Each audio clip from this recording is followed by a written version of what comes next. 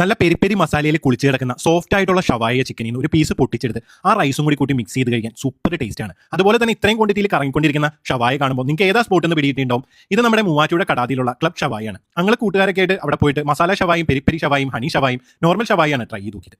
Peri peri ഷവായുടെ masala ഒരു രക്ഷയില്ല. നല്ല ക്വാണ്ടിറ്റിയിൽ മസാല ആ ഷവായുടെ മുകളിൽ ഒഴിച്ചിട്ടാണ് നമുക്ക് തരുന്നത്. അതുപോലെ തന്നെ ഈ ഹണി ഷവായും രണ്ടും ഒരു വെറൈറ്റി ഐറ്റം. പിന്നെ ഇവരുടെ കൂടെ തരുന്ന ഈ നല്ല പഴുത്ത മാങ്ങയൊക്കെ വെച്ചുണ്ടാക്കുന്ന ആ ഒരു സാലഡും കൂട്ടി റൈസ് കഴിക്കാൻ അടിപൊളി ടേസ്റ്റ് ആണ്.